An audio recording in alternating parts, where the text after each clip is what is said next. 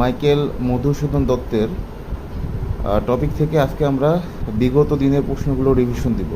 মূলত এই প্রশ্নগুলো থেকে আশা করা যায় বিভিন্ন পরীক্ষায় কমন পাওয়া যাবে। চলুন শুরু করি। মাইকেল মধুসূদন দত্ত রচিত পত্রকাব্য কোনটি? বীরঙ্গনা। মেঘনাদ বধ কাব্য এর রচয়িতাকে? মাইকেল মধুসূদন দত্ত। দীনবন্ধু মিত্রের নীল দর্পণ এর ইংরেজি অনুবাদ কোন নামে প্রকাশিত হয়েছিল? এর নেটিভ। মাইকেল মধুসূদন দত্তের পত্রকাব্য কোনটি? বীরঙ্গনা। মাইকেল মধুসূদন দত্তের জন্মসাল কত? 1824 সাল। মেঘনাদ বধ কাব্য কোন মহাকাব্যের কাহিনী অবলম্বন করে লেখা হয়েছে? রামায়ণ। অমিতাক্ষর ছন্দে রচিত প্রথম কাব্যগ্রন্থ? তিলোত্তমা সম্ভব কাব্য। বাংলা সাহিত্য প্রথম সার্থক মহাকাব্যের রচয়িতাকে? মাইকেল মধুসূদন দত্ত। মাইকেল মধুসূদন দত্ত কৃষ্ণকুমারী নাটকের কাহিনী কোন গ্রন্থ থেকে সংগ্রহ করেছিলেন? উইলিয়াম টডের রাজস্থান। মাইকেল মধুসূদন দত্তের বিখ্যাত মহাকাব্য মেঘনাদ বধ কাব্য কত সালে প্রকাশিত হয় এবং এতে কয়টি স্বর্গ রয়েছে? 1861 সালে প্রকাশিত হয় এবং 9টি স্বর্গ রয়েছে। ভক্তপ্রসাদ বাবু চরিত্রটি কোন গ্রন্থের অন্তর্গত? বুড়ো শালিকের ঘাড়েরও। হে বঙ্গ ভাণ্ডারে তব বিবিধ রতন, তা সবে অবহেলা করি পক্তিদ্বয় কোন কবিতা থেকে নেওয়া হয়েছে? বঙ্গভাষা। মেঘনাদ বধ কাব্যের নায়ক কে? রাবণ। কোনটি বাংলা ভাষায় প্রথম সার্থক কমেডি নাটক? পদ্মাবতী। কৃষ্ণকুমারী মাইকেল মধুসূদন দত্ত রচিত একটি নাটক। আমি কি ডরাই সখী ভিকারে রাঘবে উক্তিটি কোন কাব্যের? মেঘনাদ বধ কাব্য।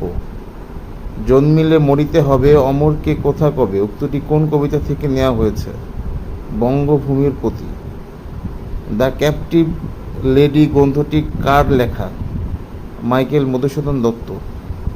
মাইকেল মধুসূদন দত্ত প্রবর্তিত ছন্দ কোনটি? অমিতাক্ষর। মাইকেল মধুসূদন দত্ত রচিত মেঘনাদ বধ কাব্যের উৎস কোনটি? রামায়ণ। মেঘনাদ বধ কাব্য নায়ক হিসাবে কাকে উপস্থাপন করা হয়েছে? রাবণকে। মাইকেল মধুসূদন দত্ত তার কোন গ্রন্থটি ভূদেব মুখোপাধ্যায়কে উৎসর্গ করেছিলেন? হেক্টর বধ। বাংলা ভাষার প্রথম মহাকাব্য রচয়িতাকে? মাইকেল মধুসূদন দত্ত। বাংলায় চতুর্দশপদী কবিতা বা সনেটের প্রবর্তককে? মাইকেল মধুসূদন দত্ত।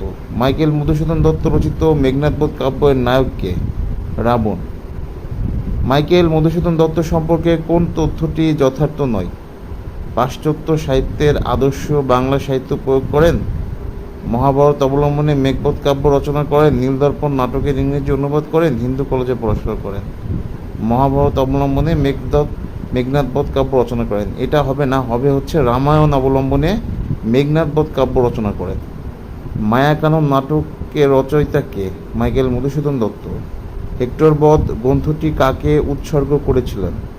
ভূদেব মুখোপাধ্যায়।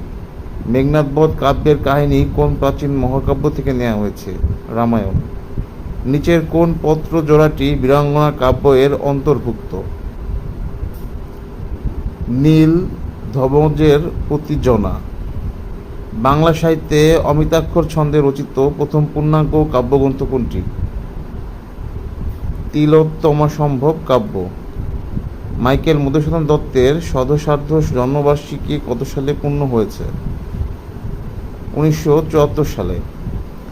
ব্রজরঙ্গনা কাব্যের নায়িকা রাধা সম্পর্কে মাইকেল মধুসূদন দত্ত ইংরেজিতে কি মন্তব্য করেছিলেন?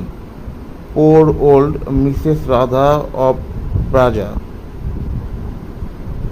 কপোতাক্ষ কবিতার রচয়িতাকে? মাইকেল মধুসূদন দত্ত।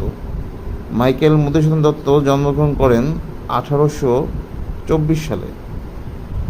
মাইকেল মধুসূদন দত্ত রচিত মেঘনাদ বধ কাব্য কাব্যের উৎস কোনটি? রামায়ণ। মাইকেল মধুসূদন দত্ত রচিত নাটক নয় কোনটি? ব্রজরঙ্গনা। অ্যাপেল অফ ডিসকর্ড এর ছায়া অবলম্বনে রচিত নাটক পদ্মাবতী। মাইকেল মধুসূদন দত্ত রচিত প্রহসন একেই কি বলে সভ্যতা?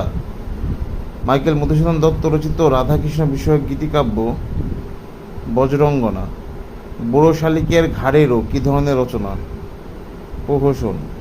মাইকেল মধুসূদন দত্ত প্রবর্তিত ছন্দকে বলা হয় অমিতাক্ষর ছন্দ। বীরঙ্গনা মধুসূদন দত্তের কোন ধরনের কাব্য? পত্রকাব্য। মেঘনাদবধ কাব্য কোন উপাখ্যান অবলম্বনে রচিত? রামায়ণ। বঙ্গভাষা কবিতাটি কোন কাব্যগ্রন্থের অন্তর্গত? চতুর্দশপদী কবিতাবলী।